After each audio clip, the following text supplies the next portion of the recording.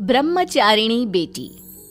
माथुर परिवार की बेटी शेफाली शादी नहीं करना चाहती थी और इस वजह से मिस्टर और मिसेस माथुर काफी परेशान रहते थे। उन्होंने कई बार अपनी बेटी शेफाली से इस बारे में बात करने की कोशिश की, लेकिन शेफाली हर बार ये कहकर बात को टाल देती थी कि उसे शादी करने में बिल्कुल भी इंटरेस्ट नहीं है। शेफाली का एक भाई भी था, उसका नाम था विशाल। शेफाली की उम्र लगभग 30 साल की हो चुकी थी और विशाल उससे छोटा। एक दिन मिस्टर माथुर कहते हैं, शेफाली बेटा, अगर तुम शादी नहीं करोगी तो आने वाले वक्त में विशाल की शादी में भी बहुत प्रॉब्लम आएगी। आखिर क्या वजह है, तुम शादी क्यों नहीं करना चाहती हो? पापा, अब मेरी जॉब लग चुकी है और कॉलेज के टाइम में भी मुझे कोई पसंद नहीं था। पता नहीं क्यों मुझे किसी लड़की के साथ रहने और उससे शादी करने में बिल्कुल इंटरेस्ट नहीं है। लेकिन बेटा, इस तरह अकेले जिंदगी तो नहीं कटती। तुम्हें अपने बारे में कुछ सोचना चाहिए।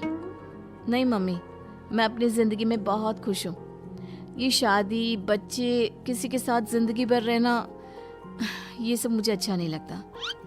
लेकिन बेटा, विशाल की भी शादी की उम्र हो चुकी है, हमें उसके बारे में भी तो सोचना पड़ेगा ना। हाँ, तो विशाल की शादी करने में क्या प्रॉब्लम है पापा? मुझे शादी नहीं करनी है, ये मेरा डिसीजन है। विशाल शादी कर सकता है। कुछ दिनों के बाद मिस्टर और मिसेस माथुर विशाल की शादी वर्षा नाम की एक लड़की के साथ कर देते हैं और वर्षा माथुर परिवार के साथ रहने लगती है। एक दिन वर्षा और विशाल जब अपने कमरे में बातें कर रहे थे। जानती हो वर्षा, मैं तुमसे बहुत प्यार करता हूँ। I love you. मैं भी तुमसे बहुत प्यार करती हूँ और हमेशा तुम्हारे पास रहना चाहती हूँ विशाल। चलो, इसी बात पर अब जल्दी से मेरे पास आ जाओ। तभी अचानक से शेफाली वहां पर आ जाती है। क्या हो रहा है? हाँ, तुम लोगों को शर्म नहीं आती? दिन दहाड़े रोमांस करने में लगे हुए हो। मम्मी पापा भी घर पर ही है। लेकिन शेफाली दीदी, हम तो अपने कमरे में हैं, किसी के सामने थोड़ी ना कुछ कर रहे हैं।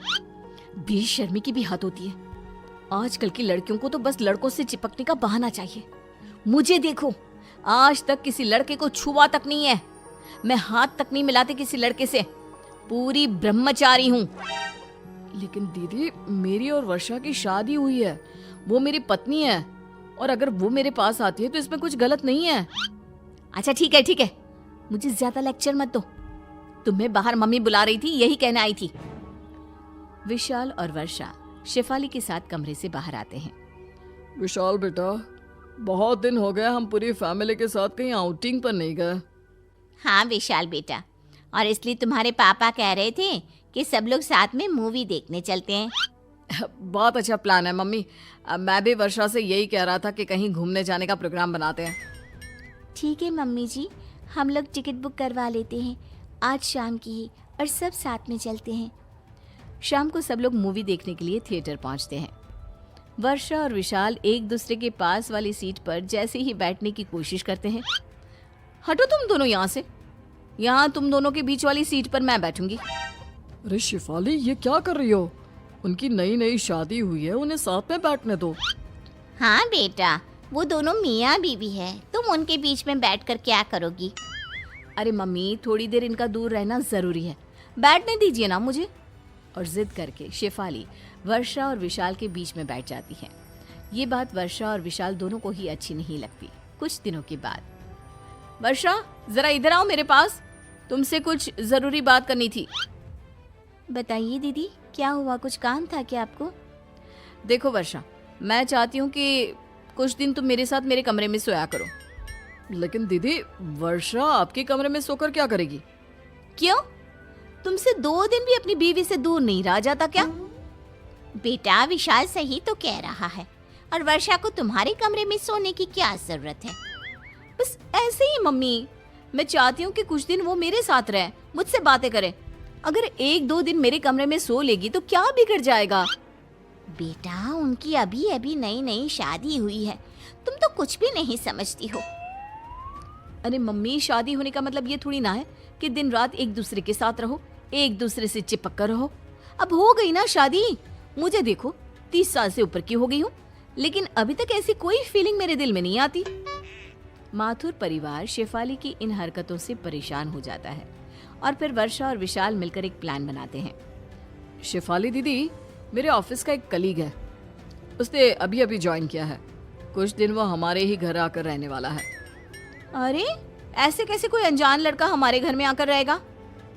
अरे बेटा, किसी की मदद करने में क्या बुराई है। अच्छा ठीक है, लेकिन उससे कहना कि घर की औरतों से थोड़ा दूर ही रहे, ज्यादा बात करने की और चिपकने की जरूरत नहीं है।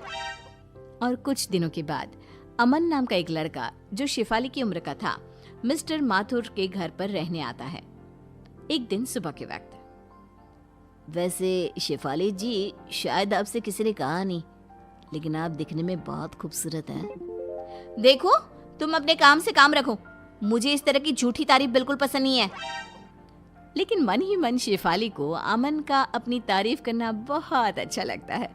और फिर अगले दिन, शेफाली जी, आप ऑफिस जा रही है? मैं भी उधर ही जा रहा था, चलिए मैं आपको छोड़ देता हूँ। अरे नहीं, मैं अकेले चली जाऊंगी। मैं किसी लड़के के साथ घर से बाहर जाना पसंद नहीं करती।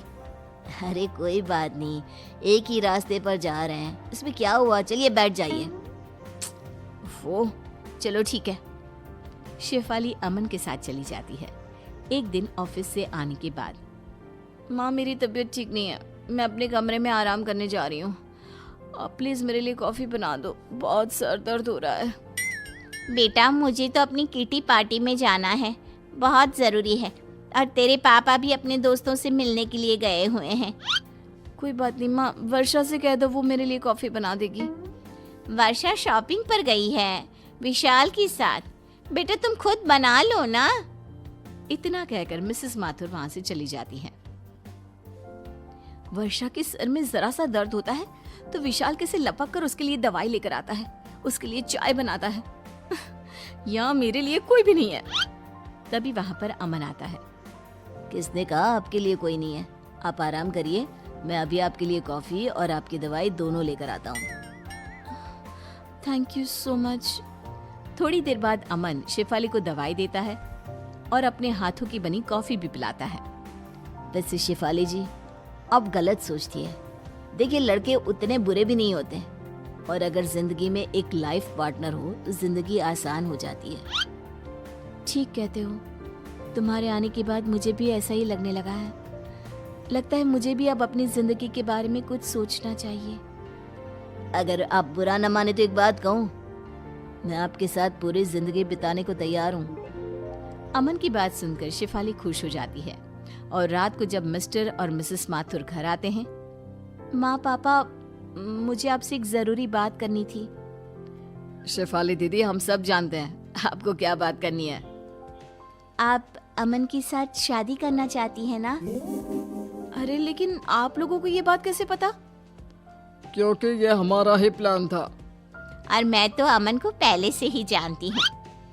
क्या ये सब आपने जानबूझकर किया?